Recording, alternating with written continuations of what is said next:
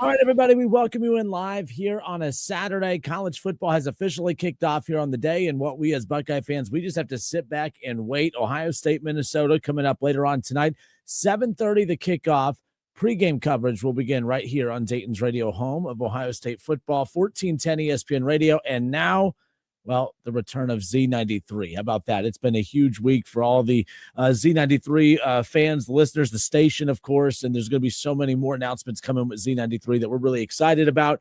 But Ohio State football will remain on WGTZ, which we are excited about as well. And you'll be able to catch Ohio State football later on tonight, Z93 and 1410 ESPN Radio, Ohio State and Minnesota going head-to-head. It'll be the Buckeyes' second Big Ten matchup of the season. Keep in mind, Ohio State coming off of a win on the road last week at Washington. It was their Big Ten opener. Not only was it their Big Ten opener, but it was their first road game of the season, and Ohio State came out victorious. There was obviously a lot of resistance from Washington. I said before, I think Washington's a very underrated team. I think that by the time the season comes to a close, they will have a number in front of their name. And we're going to recap that with the voice of the Buckeyes, Paul Keels, coming up here in just a moment, as well as get you set for Ohio State and Minnesota coming up later on tonight. It is, of course, our Buckeye pregame preview. And we're excited to, we like to kind of hit the socials a little bit. We're live here on Z93's Facebook page, 1410 ESPN Radio's Facebook page, our sister station, Hot 1029. We're just trying to get the word out again to tune in to the game tonight, right here on 1410 ESPN Radio and Z93. I'm Justin Kenner, getting you set for the game, and every Thursday we're fortunate to be joined by the voice of the Buckeyes, Paul Keels. He kicks off the show with me every Thursday on the Justin Kenner Show. We always recap the previous week's game, which Ohio State's been victorious every game so far, and we hope that trend continues. We expect it to continue coming up later on tonight against Minnesota. They got a tough one next week on the road at Illinois. That'll be a noon kick. And that's the thing, too. Like Ohio State, a home game today. This is their only home game in the month of October, right? They opened up the season at home against Texas. They played Grambling State at home. They played Ohio at home. They had the bye week, their first road game of the season last week at Washington. Back at home tonight, but they're on the road for the remainder of the month of October. They will not return home until they welcome in Penn State on November 1st. Which is wild because when that matchup happens, that'll be the final game before the very first college football playoff rankings come out. And I expect Ohio State to remain in the spot that they're in now, which is the number one team in the country. But they have Minnesota coming up next, and we talked about all of that and more with the voice of the Buckeyes, Paul Keels, as well as recapping the Buckeyes' first road game of the season, their Big Ten opener at Washington. If you missed it, here's the voice of the Buckeyes, Paul Keels, getting you set for Ohio State, Minnesota, coming up later on tonight. Check it out. Nonetheless, we have a ton to get into, and we'll kick off the show like we do every Thursday with the voice of the Buckeyes, Mr. Paul Keels. Mr. Keels, welcome in, sir. How are you? Happy Thursday. I'm good. How you doing, Justin? I'm very busy, and that's a good thing. There's a lot going on, and especially in the world of sports. And, Ohio State and yourself, you just got back from your first road trip of the season. Well, and it was an impressive win for Ohio State, especially the way they played defensively, especially with the way they were able to kind of shut down a Washington offense that had been rolling in high gear. So anytime a win comes about, it's a good one, and there's probably a little added value when it's away from home. Look, we know how good this defense is. We've talked about it every week that you've come on, but I mean, are there certain points where even you're kind of blown away at just how good this defense has been, considering the pieces that they lost from a season ago? Are you even surprised at how good this defense has been? In some ways. And Justin, I think the biggest thing, if you look at that last game, Washington was averaging over 50 points a game. Now, take into consideration who they were playing. That's part of it. But when you watch the film of their, had recorded their previous game, you saw how dangerous their quarterback, DeMond Williams, was both running and throwing the football. You saw how dangerous with their key people at receiver and running back could be. For this defense to shut them down the way they did and to get the pass pressure on them the way they did in concert with the way the secondary covered their receivers, very impressive. And, to go on the road and do that and really kind of nullify a loud crowd was impressive with what they did. But, look at what they've done with the previous opponents, too. Yes, it was Ohio University, no disrespect meant. And, yes, it was Grambling State, but they also held Texas to a single touchdown. So there have been some points that really have made you feel that this defense has the ability to play at a very, very high level. I was intrigued by that matchup just for a lot of reasons. Obviously, even with as good as the defense has been, obviously new quarterback, although not that new, we're a few weeks into the season, but it was his first road game, first Big Ten game. Just your overall evaluation of how Julian Sayin looked in his first road Big Ten game.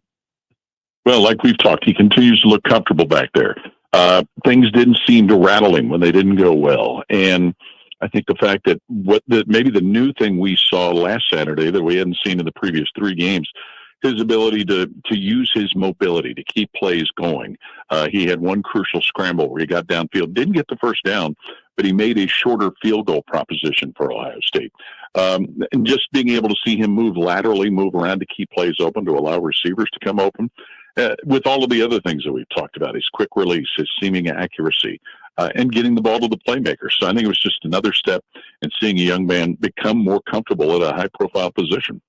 Yeah, and to do that, I mean, look, it was 7-3 at halftime. You're on the road. That environment was unbelievable, as you mentioned a little bit ago. The cool part about that matchup as well, very solid opponent that had a lot of weapons on the offensive side of the ball for the defense, but another learning opportunity for Julian Sayin, playing a close game on the road, Big Ten opponent.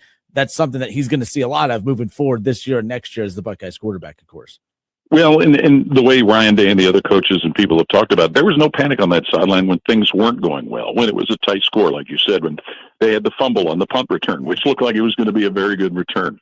The situation that cropped up with some of the penalties that got in their way, a 4th down stop early on in the football game. There didn't seem to be any panic with this football team and no feeling that they weren't going to win the football game. So you never know for sure until a team runs into some adversity. They did there. No major adversity, fortunately, but they were able to overcome those things and continue to play well. And, you never know how decisive that game could have been if some of those things didn't happen. But, that's part of what a football team has to deal with, and they dealt with it well. Paul Keels, voice of the Buckeyes, with us here again. The Justin Kinner Show, presented by Frickers. Ohio State victorious last Saturday over Washington on the road. Their Big Ten opener, of course. Now their second Big Ten matchup coming up this Saturday night at the Shoe, a night game, 7:30, the kickoff, and we'll have pregame coverage beginning at 6 right here with Paul Keels, of course, on 1410 ESPN Radio. But, Paul, now they welcome in Minnesota to the Shoe for a 7:30 kickoff on Saturday night. So 1-0 in the Big Ten, Ohio State and Minnesota. They're coming off their Big Ten opener with the win over Rutgers as well. What have you seen on Minnesota, and what do you anticipate in this matchup? Well, they were fortunate to get that win. Rutgers had some uncharacteristic special teams problems, a blocked field goal, a missed field goal. But what you saw from Minnesota in that game is Drake Lindsey, their quarterback, really exerted himself with connecting to receivers and throwing the ball downfield. And they had to, because their rushing game has been in trouble. Their top 2 rushers have been out with injury. Don't know what their status is moving forward.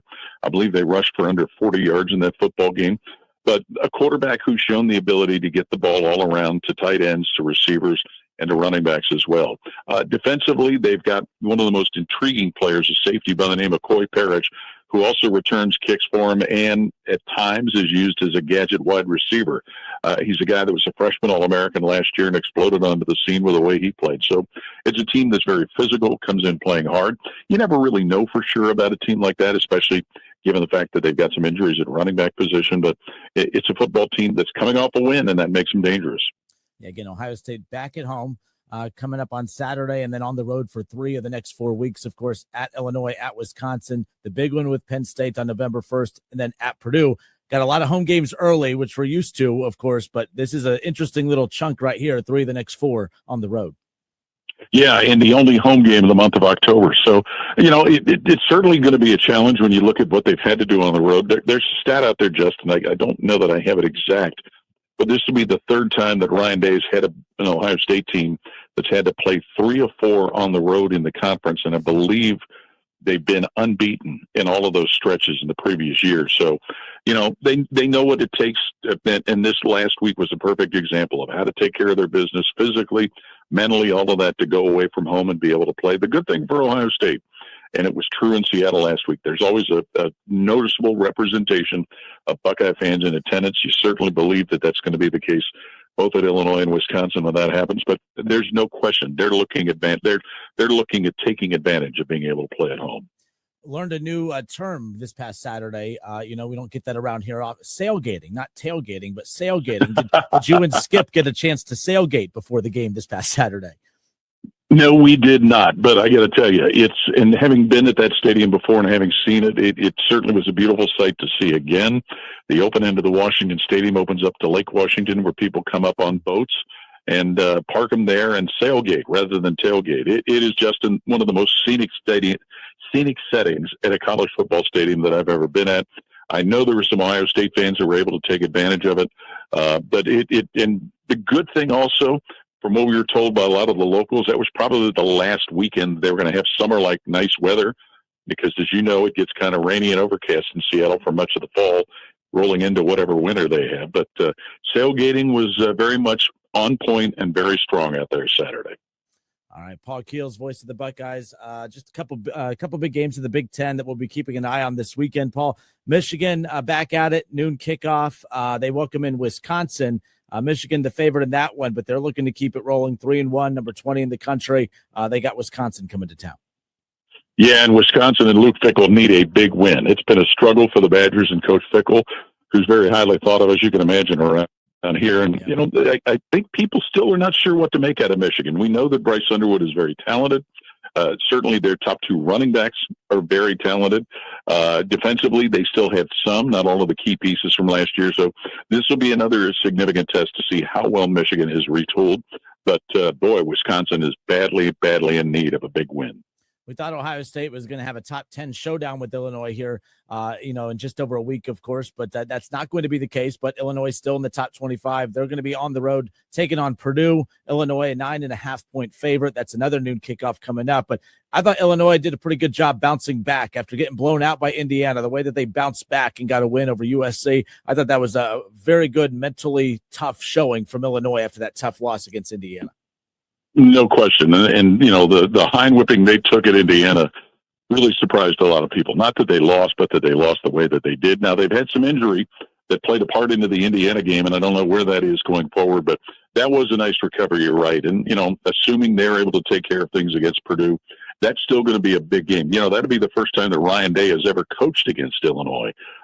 They were supposed to play there in 2020, but that was one of the games canceled by the pandemic. And just the crazy way the Big Ten schedule works, Ohio State has not seen Illinois since Ryan Day has been the head coach. So it'll be interesting to see what they do. Brett Bielema has done an outstanding job getting that Illinois program back to where they probably still can be in a position, depending on what happens in some games, to be a contender for a playoff spot. All right, Penn State. I mean, we talked about Illinois coming off of a tough loss 2 weeks ago. Penn State coming off of a tough loss against Oregon. There's no shame in losing to Oregon, but that's definitely a win and just a resume type of thing that Penn State really needed. They're still one of the favorites, of course, but there's a lot of doubt that they could win enough consistently at big games, and to lose a big game the way they did just reminds me of last year at this time with the narrative that was surrounding Ryan Day and Ohio State. Tough loss for Penn State, but they got to turn around. They're going to go play a team that's not very good in UCLA, but it's more about Penn State and who they are coming out than who they're playing at this point. Yeah, probably a good matchup for them to go out and face UCLA, given the difficulty that they're going through. But, you know, the thing that maybe is getting lost in all of that, Justin, is the way Penn State played to come back and get that game into overtime. You saw some of the skill and the ability they have that people thought before the season could make them a national contending type of team. But it just has added to all of the discussion about they can't win a big game under James Franklin. Obviously a lot of the criticism going to their quarterback, Drew Aller. But, they still have a lot of things in front of them, and they can follow somewhat of a roadmap that Ohio State followed last year. All right, well, good stuff. Every Thursday, the voice of the Buckeyes, Paul Keels, gives us some time. We recap the previous week's game, preview the upcoming game, and as well some of the top headlines around college football and the Big Ten, of course. You can catch Paul Keels this Saturday night, 6 o'clock. Pregame coverage begins with the 7:30 kickoff. Ohio State welcoming in Minnesota for their second Big Ten contest of the season. Paul, thank you so much as always. Can't wait to hear you on the call on Saturday, and we'll talk to you next Thursday. Sounds good, Justin. Take care. All right, good stuff. Paul Keels' voice. All right, that was again awesome enough to give us. He gives us time every Thursday as we kick off the show, which is always fun. It obviously just builds all the excitement for the upcoming Buckeye game, and they have Minnesota tonight. And look, this is one of those things where we know Ohio State, the gap they've separated between themselves and the majority of the Big Ten, and the majority of the Big Ten, of course, being teams like Minnesota. I think the one unique thing is the fact that Ohio State does not play Oregon this season. I think that if Ohio State and Oregon play, it's going to be obviously potentially the Big Ten championship game, or maybe they cross paths in the playoff again, like they did last year in the Rose Bowl. So I think that Ohio State, when you look at a matchup like this with Minnesota, they're a 23.5-point favorite at home. Their only home game of the season. I shouldn't say of the season here in the month of October. They want to put on a showing for their home fans, of course, before they hit the road for some tough ones. Again, Ohio State's going to be at Illinois. That's going to be a tough one coming up. And, they have Penn State. Their next home game won't be till Penn State on the 1st. So we'll hype that up as we get closer to that. But nonetheless, Ohio State welcomes in Minnesota. Minnesota 3-1 on the season. They opened up the season back-to-back wins with wins, at home against Buffalo and Northwestern State. Their only loss is when they hit the road at Cal, losing 27-14. And then they had to hold off a Rutgers comeback, a 31-28 win over Rutgers this past Saturday in their Big Ten opener. And they're looking to try to pull off an upset coming up here later on this evening. Drake Lindsey, the quarterback, again, he's completed 77 of his 117 pass attempts, completing 66% of his pass attempts on the season, 958 total yards on the year. He's thrown 7 touchdowns. He's thrown a couple interceptions. He's been sacked a few times as well. This is not a big play offense. They're not going to beat you down the field. And they're also, they're not going to run the ball down your throat that, well either. I started looking at this too, the fact that they have like 4 running backs that have had 20 or more carries. They don't really have a set running back that has taken off and has really, taken this job. Grant Washington, 20 carries, 116 yards, 126 yards. Darius Taylor, 33 carries, 161 yards. To have so many guys touch the ball in the run game, they're just still trying to find that one guy that they can rely on to pick up those big chunk plays on the ground. They just haven't been able to do so.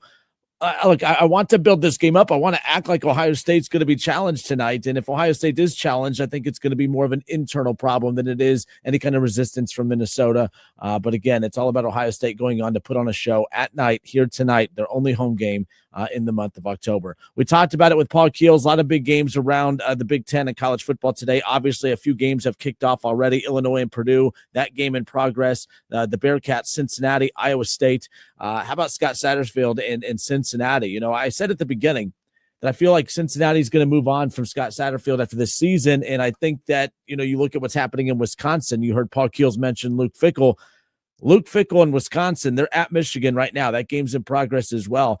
If things don't turn around quickly, in Madison right now, I could see Luke Fickell looking for a job after this current season. And I thought it was going to lead to, him reuniting with Cincinnati in the offseason. But Satterfield has done a very, very good job this season. They've bounced back, a couple big wins to start the season.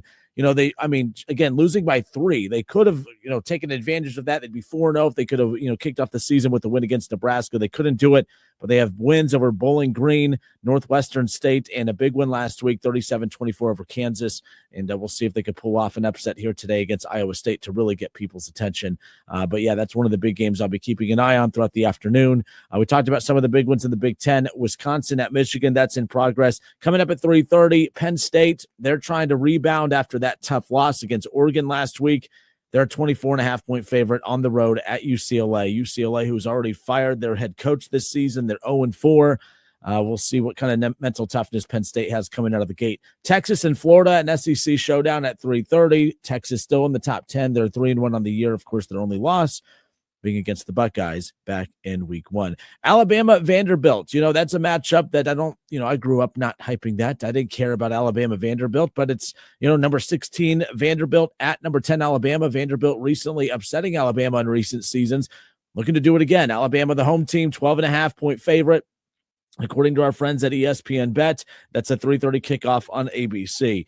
NBC and Peacock will feature Notre Dame and Boise State at 3:30 as well. We'll be keeping an eye on that one. Oklahoma, the number 5 team in the country, welcoming in Kent State for a 4 o'clock kickoff on the SEC network. Florida State and Miami. How about that one? Florida State, they suffered their first loss of the season. Of course, they're 3-1, but they're going to welcome in Miami. Florida State, after putting the college football world on notice with that win over Alabama in week 1 of the college football season, now looking, of course, to make another statement if they can knock off number 3 Miami coming up here later on tonight, 7:30, the kickoff for that one.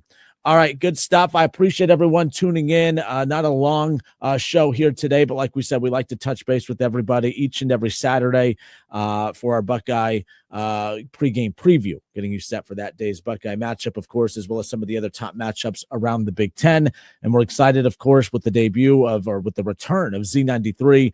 WGTZ will continue to carry Buckeye football moving forward, and we're also very excited about that. So later on today, it's a commercial-free weekend, but that'll be interrupted by the Buckeye game coming up later on tonight. 6 o'clock pregame coverage begins, of course, and 7:30 will be the kickoff.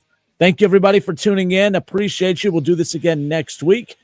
Ohio State will, of course, be on the road at Illinois in a top 25 matchup, assuming Illinois takes care of business later on today in their matchup against Purdue. Until next week, we appreciate you tuning in. This has been our Buckeye pregame preview. Z93, 1410 ESPN Radio, social media channels on Hot 1029. Thank you, everybody. Enjoy your college football Saturday.